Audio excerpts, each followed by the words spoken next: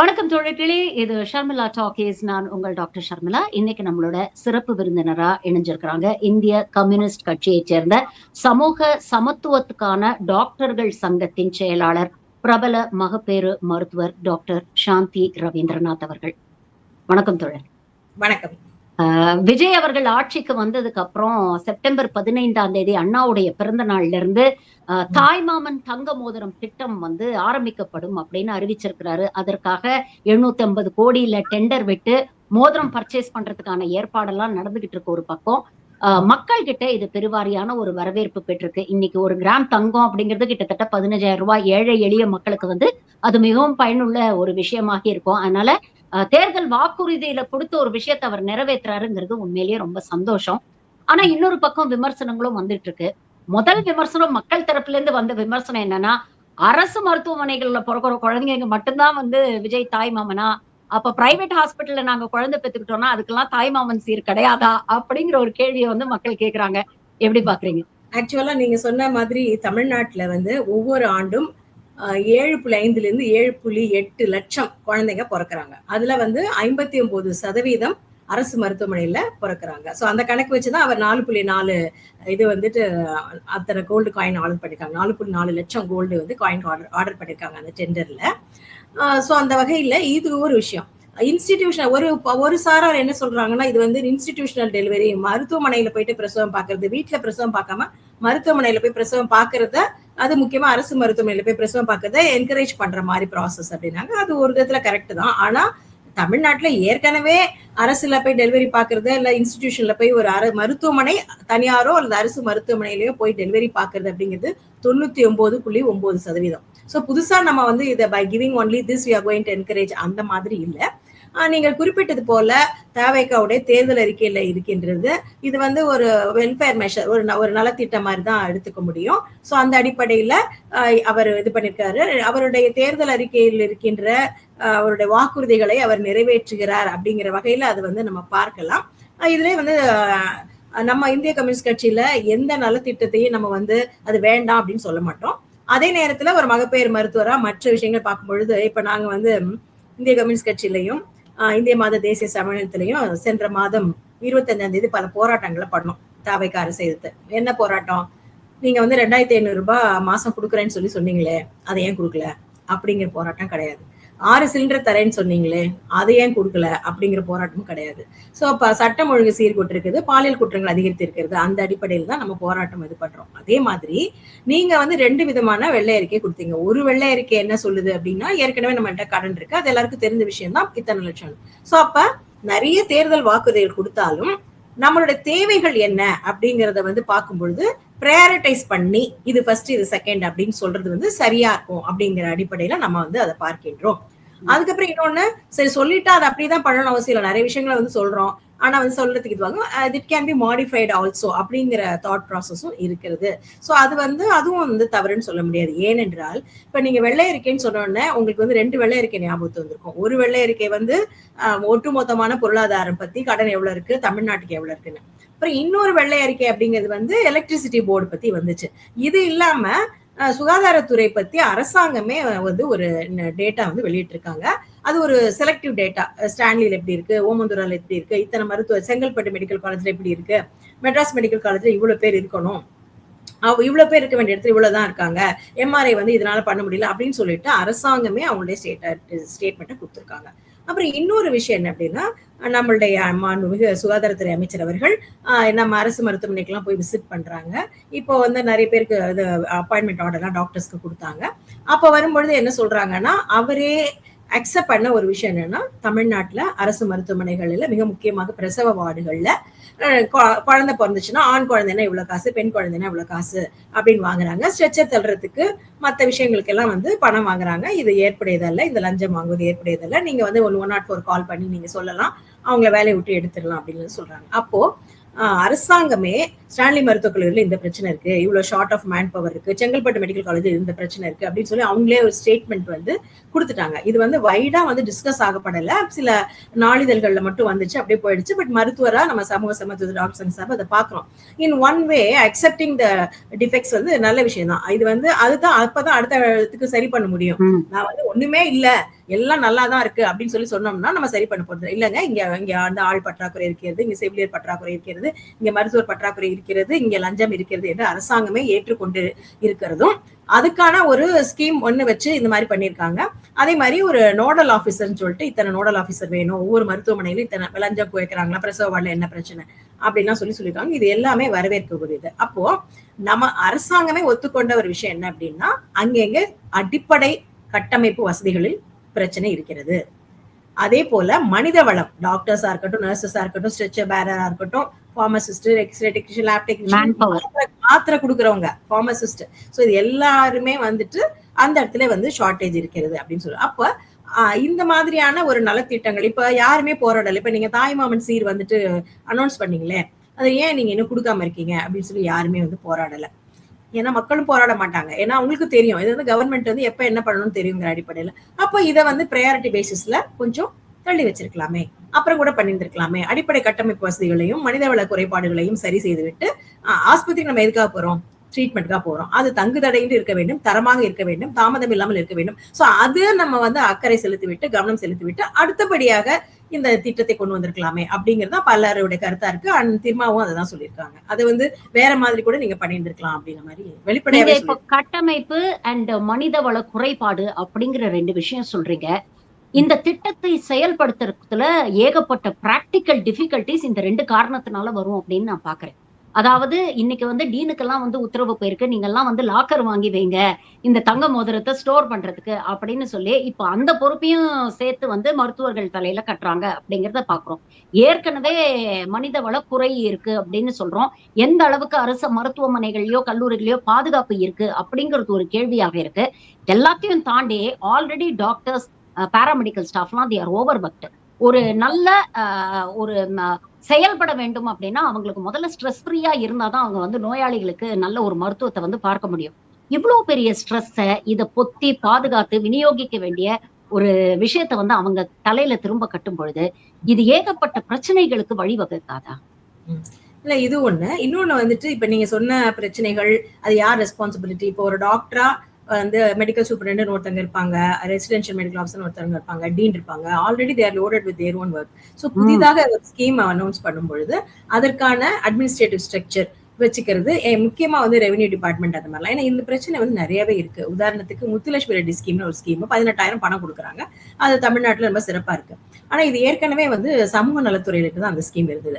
அந்த ஸ்கீமை வந்துட்டு திடீர்னு வந்து ஒன் ஃபைன் டே என்ன பண்ணிட்டாங்க, ஹெல்த் டிபார்ட்மெண்ட் கொடுத்துட்டாங்க. அப்ப ஹெல்த் டிபார்ட்மெண்ட்ல இருக்கின்ற கிராமப்புற செவிலியர், வில்லேஜ் ஹெல்த் நர்ஸ், அவங்களோட வேலை என்னன்னா கிராமத்துல போயிட்டு அந்த டீனேஜா இருக்கிறவங்களுக்கு எல்லாம் வந்துட்டு இரும்பு சத்து மாத்திரை கொடுக்கறது, டிவோம் டேப்லெட்ஸ் கொடுக்கறது, பீரியட்ஸ் ஒழுங்கா வருதான்னு பாக்குறது, கல்யாணம் ஆனவங்களுக்கு வந்துட்டு ஸ்பேசிங் பர்த் ஸ்பேசிங் பத்தி சொல்றது, கான்ட்ரசெப்டிவ் பில்ஸ் கொடுக்கறது, கருத்தடை மாத்திரை, இதெல்லாம் தான். இப்ப என்னாச்சுன்னா அந்த கிராமப்புற செவிலியர்களுடைய பணியில 80% நேரம் வந்து இந்த பணம் கொடுக்குற டிஸ்ட்ரிபியூஷன் ப்ராசஸ்லயே போகுது. ஏன்னா நீங்க ரொம்ப சரியான ஒரு பிரச்சனையை தொட்டீங்க. அதோடைய இன்னொரு ஆல்ரெடி எக்ஸிஸ்டிங் இது இருக்கு. அது எப்படி வந்து it will affect the performance of the nurses and health care system. அதுதான் அவங்களுடைய மெயின் ஒர்க். அதையே எப்படி அஃபெக்ட் பண்ணும் அப்படிங்கிறதுக்கான உதாரணத்துக்காக தான் நான் இதை சொல்றேன். ஸோ இப்போ வில்லேஜ் ஹெல்த் நர்ஸுடைய 80% பணி நேரத்தை இந்த முத்துலட்சுமி ரெட்டி ஸ்கீம்ல இருந்து பணத்தை டிஸ்ட்ரிபியூட் பண்ற ப்ராசஸ் தான் போகுது. ஸோ ஏற்கனவே அது எந்த துறையில இருந்தது, சமூக நலத்தில் இருந்தது. ஸோ அப்போ முத்துலட்சுமி ரெட்டி ஸ்கீம் வந்து மிக சிறப்பான திட்டம். அதை கொடுக்கறது வந்து ஏற்புடையது, நல்ல விஷயம். ஆனா அது யார் கொடுக்கணும் அப்படிங்கிறது இல்லையா? ஸோ அப்போ எந்த டிபார்ட்மெண்ட் கொடுக்கணும் இருக்கு. அப்ப அங்க டிபார்ட்மெண்ட் இங்க டிபார்ட்மெண்ட்டுக்கு சுகாதாரத்துக்கு வேணா அதுக்குன்னு எக்ஸஸ் ஆள் போடணும். அப்படி இல்லாம இருக்கிற கிராமப்புற செவிலியர் என்பது கிராமப்புற செவிலியர்களுக்கான ஹையர் ஆர்டர் பர்த் அதிக எண்ணிக்கையில இப்ப 3 குழந்தை 4 குழந்தை பிறக்கிறதெல்லாம் தடுக்கணும், தவிர்க்கணும். அவங்களாம் கிராமத்துல இருக்கிறவங்க, ஒண்ணுக்கு ஒண்ணா பழகுறவங்க, அங்க போய் எதுக்குமா திருப்பி உள்ள பெற்றுக்கிற அப்படின்லாம் பேசுறவங்க. சோ இப்ப இவங்க என்ன பண்றாங்கன்னா வில்லேஜ் ஹெல்த் நர்ஸ் அவங்களே வந்து சொல்றாங்க, இது மாதிரி வந்து எங்களோட வேலைகளை செய்ய விடுங்க, அப்பதான் வந்து இன்னும் கொஞ்சம் நம்ம இண்டிசஸ்ல பெட்டரா போக முடியும்னு சொல்றாங்க. சோ அந்த மாதிரி வந்து புதிய ஸ்கீம் வரும்பொழுது அது இந்த மாதிரி அந்த தங்க மோதிரத்தை பத்திரமா பாதுகாத்துக்கணும். ஏதாவது மிஸ் ஆச்சுன்னா இட்ஸ் an added stress தானே. அப்படிங்கும்போது அதுக்கு ஒரு பிரச்சனை தான் பாக்குறோம். ஓகே. இது இல்லாம இப்ப நீங்க சொன்னீங்க இல்லையா, கிட்டத்தட்ட 750 கோடி இதுக்கு ஒதுக்கியிருக்காங்கன்னு. விஜய்க்கு ஒரு பெரிய வரவேற்பு இருக்கு. மக்கள் வந்து அவர் உடனே வந்து தேர்தல் வாக்குறுதிகளை நிறைவேற்றணும்னு அப்படின்னு அவங்க எதிர்பார்க்கவும் இல்லை. நீங்க சொல்ற மாதிரி அரசு தரப்புலயே வந்து பல்வேறு குறைபாடுகள் இருக்கு. நம்ம மருத்துவ கட்டமைப்பு மற்ற மாநிலங்களை கம்பேர் பண்ணும்போது சிறப்பாக இருந்தாலும் இன்னும் ஒரு சில இடங்கள்ல சில விஷயங்களை வந்து நம்ம செய்ய வேண்டிய ஒரு தேவை இருக்கு அப்படின்னு சொல்றாங்க. அப்போ இந்த ஃபண்ட்ஸ வந்து அதற்கு பயன்படுத்தி இருந்தா இது இன்னும் உபயோகமா இருக்கும்னு நினைக்கிறீங்களா? அப்படி என்னென்ன சிஸ்டம்ல சரி செய்ய வேண்டிய விஷயங்கள் இருக்கு? எத பிரையாரிடைஸ் பண்ணியிருக்கலாம்னு நீங்க நினைக்கிறீங்க? இப்ப அன்னைக்கே வந்துட்டு இப்ப அப்பாயின்மெண்ட் ஆர்டர் குடுத்து 14ஆம் தேதி முதல்வர் ஒரு நிகழ்ச்சி நடத்தினார். அன்னைக்கே ஒரு இன்னொரு இதுவும் வெப்சைட் ரொம்ப ஃபேமஸா வந்து அறிமுகப்படுத்தப்பட்டது. அது நலம் டிஎன்னு சொல்லிட்டு தமிழ்நாடு. ம். அது வந்து பாத்தீங்கன்னா, ஒரு கார்ப்பரேட் சோசியல் ரெஸ்பான்சிபிலிட்டில இருந்து நெறைய பேர் ஃபண்ட் யார் வேணா வந்து அரசு மருத்துவமனைகளுக்கு வந்து டொனேஷன் குடுக்கலாம். ரூ. 100 கூட குடுக்கலாம் அப்படின்னு சொல்லி சொல்றாங்க. அப்ப ஒரு பக்கம் வந்து அரசு மருத்துவமனையுடைய அடிப்படை கட்டமைப்பு வசதிகளை சரி செய்து கொள்வதற்காகவும், மற்ற தேவைகளை பூர்த்தி செய்து கொள்வதற்காக நம்ம பொதுமக்கள் கிட்ட இருந்தே பணம் கேட்கிறோம். இல்லங்க ஒண்ணும் பிரச்சனை இல்ல. எங்கள்ட்ட நல்ல ஃபண்ட் எல்லாம் கரெக்ட்டா இருக்கு. நீங்க எதுவும் பணம் குடுக்க வேண்டாம் அப்படின்னு பணம் குடுக்க வர்றவங்கள வேணாம்னு சொல்லலாம். ஆன் கான்ட்ரரி நம்மளே ஒரு வெப்சைட் ஓப்பன் பண்ணி www.healthfoundation அப்படின்னு ஒண்ணு ஆரம்பிச்சு, அதுலேருந்து நீங்க அரசாங்கம் வந்து பொதுமக்கள்ட்ட இருந்து பணத்தை வாங்குது ஒரு பக்கம். அப்போ ஒரு பக்கம் வந்து 785 கோடி வந்து இந்த மாதிரியான ஒரு ஒரு அடையாளத்தை காண்பிக்கின்றது. தாய்மாமன் அப்படிங்கிறது ஒரு பண்பாடு அந்த மாதிரி விஷயம் தான். சயின்டிபிக்கா நம்ம சொல்ல முடியாது இல்லைங்களா? சோ அப்ப நம்ம வந்து பண்றோம். இன்னொரு விஷயம் என்னன்னா, இந்த 755 கோடி அப்படிங்கிறது இந்த வருஷத்துக்கு தான். இப்ப நீங்க ஏன்னா ஆனுவலா இது கால்குலேட் பண்ணிட்டாங்க. அடுத்த வருஷம் தங்கத்தோட விலை அதிகரிச்சிருக்கலாம். 1 கிராம் தங்கங்கிறது இதை விட அதிகமா இந்த இருக்கலாம். ஸ்கீமை இன்சென்டிவா வச்சு இன்னும் நெறைய குழந்தை பெத்துக்கலாம்னு நெறைய பேர் நினைக்கலாம். இல்ல நிறைய குழந்தை பெத்துக்கலாம்னு நினைக்கிறாங்களோ இல்லையோ, நிறைய அரசு மருத்துவமனைகள் இன்னும் கூட வரலாம். அது ஒரு நல்ல விஷயம் தான். அரசு மருத்துவமனைகள் வருதுங்கிறது ஒரு ஏற்படும். ஏன்னா பிரைவேட்ல நிறைய செலவு பண்ண வேணாங்கிறது. சோ அந்த மாதிரி வந்து இதுக்காக நிறைய பேர் குழந்தை பெத்துப்பாங்களா அப்படின்ற மாதிரி அது ஒரு இல்ல மில்லியன் டாலர் அதுவும் ஒரு விஷயமா இருக்கு. ஏன்னா இன்னைக்கு வந்து நம்ம வந்து ஒரு பாப்புலேஷன் பிளாட்டோவ வந்து அடைய போறோம். நம்மளுடைய ஃபெர்டிலிட்டி ரேட் ஏற்கனவே குறைச்சலா இருக்கு. அப்படிங்கிற ஒரு மாநிலங்கள்ல விவாதமும் இருக்கு. இல்ல சோ அப்படி பக்கத்து நடந்தா கூட மாநிலங்கள்ல தப்பு இல்லைங்கிறேன் நான். இல்ல அப்படி சொல்ல முடியாது. பக்கத்து மாநிலங்கள் எல்லாம் 3வது குழந்தைக்கு 30,000, 4வது குழந்தைக்கு 40,000 சொல்லிட்டு அவர் அனௌன்ஸ் பண்ற சந்திரபாபு நாயுடு சார் அனௌன்ஸ் பண்ணதெல்லாம் நம்ம வந்து பார்க்கின்றோம். சோ அந்த மாதிரி நம்ம வந்து ரீட்ரோகிரேட் ஸ்பெண்ட்ல வந்து போக முடியாது. அதுக்கு அடுத்தபடியாக இப்ப நலம் டிஎன் அப்படிங்கிற விஷயமா பொதுமக்கள்கிட்ட இருந்து ஃபண்ட் வாங்குறோம் அப்படிங்கிறது ஒண்ணு. அடுத்த வருடம் இந்த தங்கத்தோட விலை அதிகரிக்கலாம். அப்ப செலவு அதிகரிச்சுட்டே போலாம். இன்ஸ்டிடியூஷனல் டெலிவரி இருக்கிற இப்ப 8 crore அப்படி 8 lakhs அப்படிங்கிறது வந்து இப்ப 7.4, 7.5, 7.8 குறைஞ்சிருக்கு தமிழ்நாட்டுல. சோ அது இப்ப ஒரு பீரியட் ஒரு 4-5 வருடங்கள்ல 8 லட்சம் ஒரு வருஷத்துக்குன்றது கொஞ்சம் வந்து டவுன்வர்ட் ட்ரெண்ட்ல தான் இருக்கு, குறைந்து கொண்டு தான் இருக்குது. அது மாறுமா இந்த 1 கிராம் தங்கத்துக்காக அப்படிங்கிறது வந்து சொல்ல முடியல. அது அது அது அது இல்ல அது அப்படி மாற வேண்டிய அவசியமும் இல்ல. ஏன்னா இங்க வந்து நம்மளுடைய பர் கேபிட்டா இன்கம், நம்மளுடைய வாழ்க்கை தரம் எல்லாம் மற்ற மாநிலங்களை கம்பேர் பண்ணும்போது பெட்டராக இருக்கு இல்லையா? குழந்தைய வளர்க்கறதுங்கிறது எவ்வளவு பெரிய ப்ராசஸ். அது வெறும் எக்ஸ்பெண்டிச்சரை மட்டும் பார்க்க முடியாது. அதோட மாரல் ரெஸ்பான்சிபிலிட்டி பேரண்டிங் அப்படிங்கிறது இருக்கு. சோ அந்த அடிப்படையில ஆனா மிக நீண்ட கால கோரிக்கைகளாக இருந்த ஒரு விஷயம் என்ன அப்படின்னா, அரசு மருத்துவர்களுடைய ஊதியத்துல இருக்கிற குறைபாடுகள். அரசு மருத்துவர்கள் வந்து 4 அம்ச கோரிக்கையை வச்சு போராடினாங்க. அவங்க 2017ல இருந்து போராடிட்டு இருக்காங்க. அவர் ஏடிஎம்கே பீரியட் பண்ணலன்னு டிஎம்கே வந்துட்டு பண்ணுன்னு சொன்னாங்க. ஆனா அவங்களும் பண்ணல. ரொம்ப வித்தியாசமா ஒரு விஷயம் நடந்தது. திமுகவுடைய ஆளுங்கட்சியுடைய எம்எல்ஏவா இருந்தவர் வந்துட்டு அவரே நம்ம வந்து இந்த மாதிரி எங்களுக்கு இதுல சட்டசபையில பேசுறாரு. இந்த மாதிரி நமக்கு வந்து கொடுக்கணும், அரசு மருத்துவர்களுக்கான கோரிக்கையை நிறைவேற்றி வைக்கணும் அப்படின்னு சொல்லி 1000 விளக்கு சட்டசபையில் எழிலன் அவர்கள் சட்டமன்றத்திலே பேசுறாரு. ஆனா 5 ஆண்டுகள் இருந்தும் அதுவும் பண்ணல. இப்போ வந்து அரசு மருத்துவர்களுடைய தேவை என்னன்னு பாத்தீங்கன்னா, மற்ற மாநிலங்களை ஒப்பி நோக்கும் பொழுது தமிழக அரசாங்கம் பல விஷயங்களில் சிறந்து விளங்குகிறது. பல அவார்ட்ஸ் வந்து கிடைச்சிட்டே இருக்குங்கிறது வந்து அதற்கான எவிடன்ஸ். அது ஒரு கூட்டு முயற்சி தான் மருத்துவர்கள் உள்ளிட்ட எல்லாம் பண்றாங்க. ஆனா மருத்துவர்களுடைய கோரிக்கை என்பது மிக மிக மிக சாதாரணமான ஒரு விஷயம். இதுல இதே நேரத்துல இங்க போராட்டம் நடந்துட்டு இருக்கு. ஜஸ்ட் பிஃபோர் எலெக்ஷன் ஆல்சோ கேரளால வந்து அதே அரசு மருத்துவர்கள் போராடுறாங்க. கம்யூனிஸ்ட் வச்சு தான் அங்க ஆண்டுட்டு இருந்தாங்க. இப்போ அரசு மருத்துவர்கள் போராடணும். நான் அங்க போனேன். அங்க போய் பாத்தீங்கன்னா சேலரி வந்து ரொம்ப அதிகமா இருக்கு. ஏற்கனவே அதிகமா இருக்கு. அதை விட அதிகமா கேட்டு அவங்க போராடுறாங்க. அதை அவங்க அடைஞ்சும் பண்ணிட்டாங்க. பட் நம்ம பாத்தீங்கன்னா மற்ற மாநிலங்களை ஒப்பிடும்போது மிகவும் குறைவா இருக்கு. மத்திய அரசாங்கத்தை ஒப்பிடும் மிகவும் குறைவா இருக்கு. ஆனா இந்த மருத்துவர்கள் கேட்கின்ற அந்த தொகை எவ்வளவுன்னு பாத்தீங்கன்னா ஒரு 300 கோடி தான். அது வந்து ஒரு பெரிய தொகையே கிடையாது. ஆனா இப்ப நம்ம வந்து 755 crore பண்றோம். அது வந்து அடுத்தடுத்து இது பண்ணிக்கலாம். உடனே என்ன சொல்லுவாங்க, உடனே வந்து குழந்தைங்களுக்கு வந்து தங்கம் கொடுக்கறத வேணாம்னு சொல்லி கம்யூனிஸ்ட் கட்சிக்காரங்களே சொல்றாங்க. அப்படி கிடையாது. நம்ம கிட்ட எவ்வளவு எல்லா நலத்திட்டத்தையுமே நம்ம எதிர்க்கவில்லை. இருக்கிற படத்தை அதை வந்து ப்ரையாரிட்டைஸ் பண்ணி ஆர்டர் பண்ணி பண்ணணும் அப்படிங்கதான். அதுக்கு அடுத்த விஷயம் வந்து மாண்புமிகு சுகாதாரத்துறை அமைச்சரே ஒண்ணு சொன்னாரு. நீங்க வந்து யாராச்சும் லஞ்சம் கேட்டாங்கன்னா என்கிட்ட சொல்லுங்க, உடனே இந்த நம்பருக்கு போன் பண்ணுங்க, நான் வேலையை விட்டு எடுத்துறேன்னு சொல்லி சொன்னாங்க.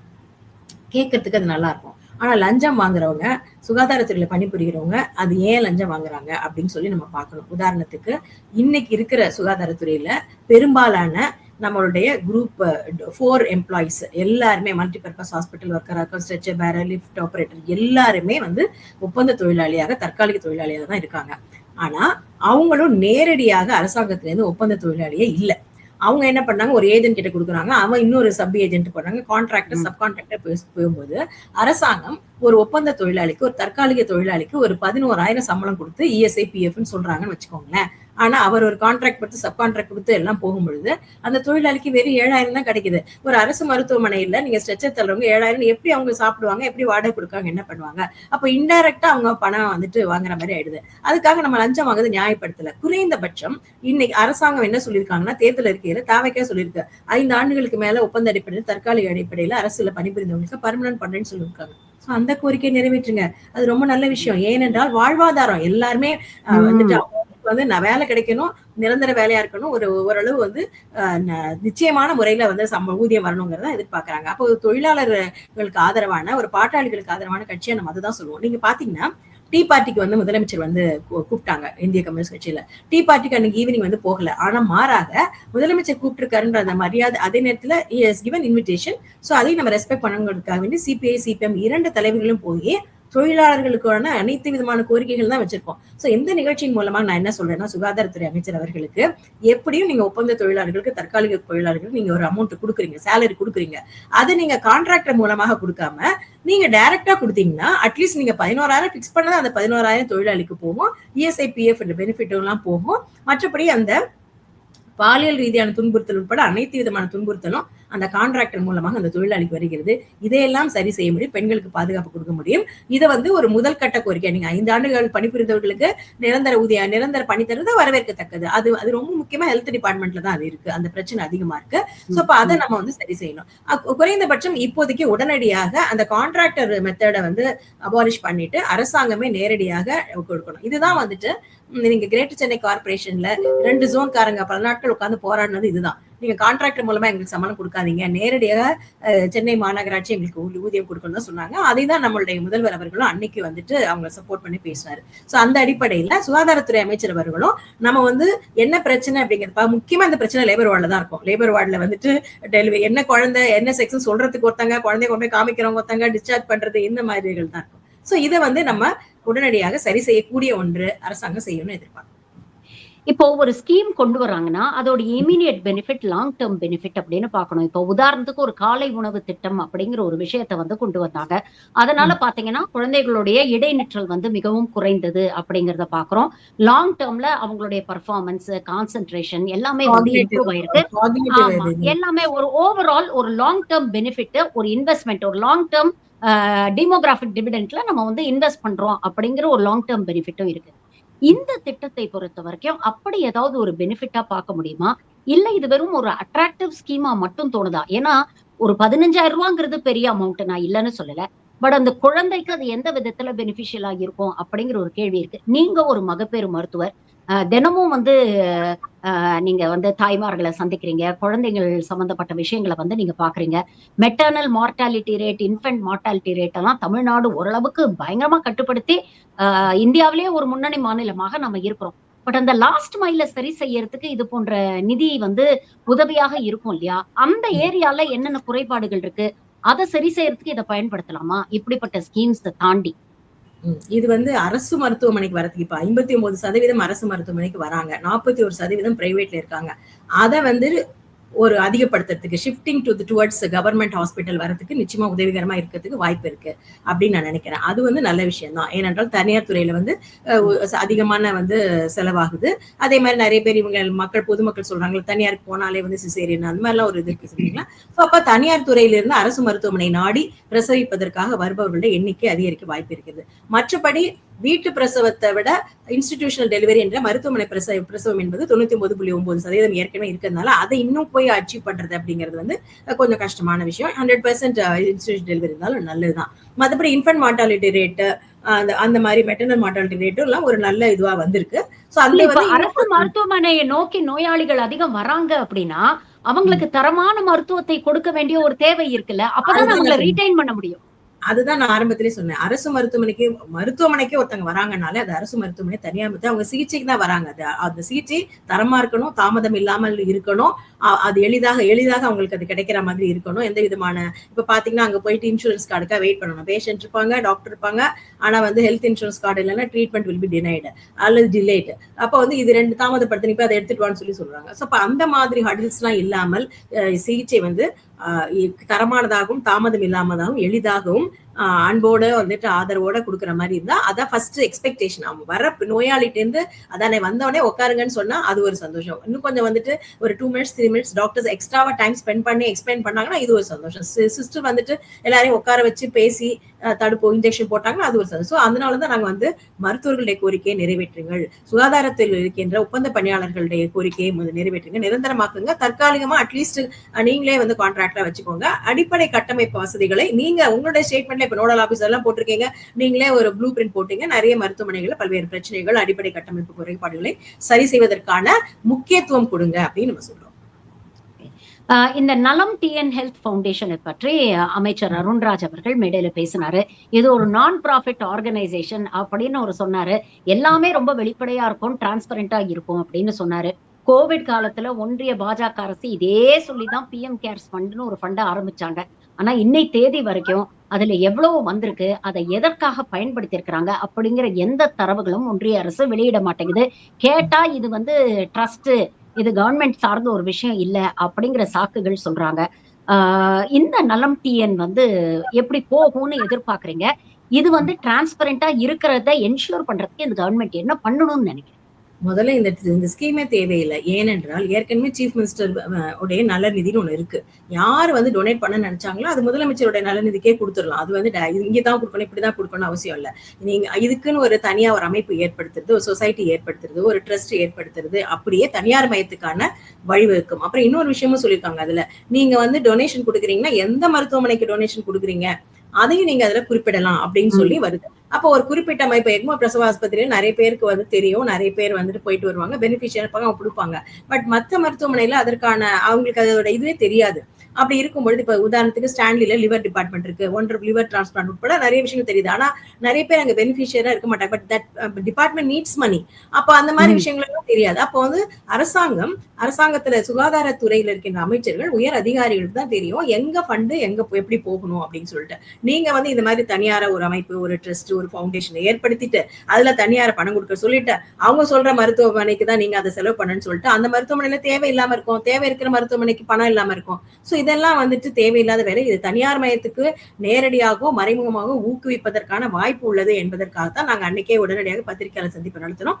மாண்பு முதல்வர் அவர்களை, சுகாதாரத்துறை அமைச்சர் அவர்களை நேரடியாக சந்தித்து எங்களுடைய அப்ரிகன்ஷன் சொல்றோம். இது வந்து தனியார் மயத்துக்கு ஆதரவா இருக்க மாதிரி இது வேண்டாம் அப்படின்னு சொன்னப்ப, இல்ல அது வந்து தனியார் மயமுக்காக அது ஆகாது அப்படின்னு வந்து உறுதி கொடுத்தாரு. அதுக்கப்புறம் பாத்தீங்கன்னா ஃபர்தரா நடக்கிற விஷயங்கள் அதெல்லாம் பாத்தீங்கன்னா அது வந்து நிச்சயமாக தனியார் மயத்துக்கான ஒரு இது மாதிரி நோக்கியதான் போற மாதிரி இருக்கிறது. இது வந்து ஏற்புடையது அல்ல. இருந்தாலும் அரசாங்கம் இன்னும் வந்து சரியான நடைமுறைகள், ஸ்டாண்டர்ட் புரோட்டோகால்ஸ், ஆபரேட்டிங் ப்ரொசீஜர்ஸ் எல்லாம் வைத்துக்கொண்டு செய்யணும். இந்த எந்த மருத்துவமனைக்கு நான் டொனேட் பண்றேன் அப்படிங்கறத போட்டாலே வந்து பல்வேறு பிரச்சனைகள் அதுல வரும்.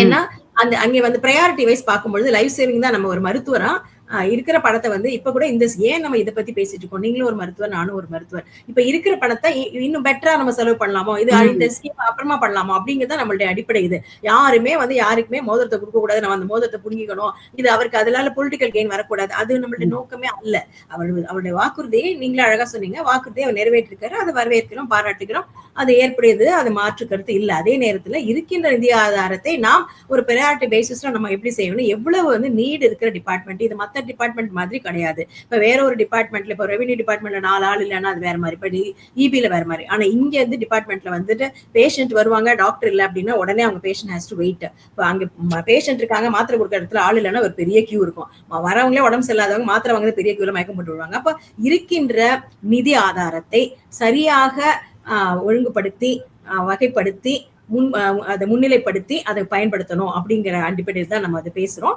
சோ அந்த அடிப்படையில இது வந்து எந்த கட்டத்திலும் தமிழ்நாடு சுகாதாரத்துறை, தமிழ்நாடு சுகாதார கட்டமைப்பு, அரசு மருத்துவமனைகள் தனியார் மயம் ஆகவே கூடாது, அதை நோக்கிய பயணத்தை செய்யவே கூடாதுங்கிறது நம்மளுடைய வேண்டுகோள். பல்வேறு விஷயங்களை இன்னைக்கு எங்களோட பகிர்ந்துட்டீங்க. உங்கள் நேரத்துக்கும் கருத்துக்களுக்கும் மிக்க நன்றி. Thank you very much ma'am. நன்றி.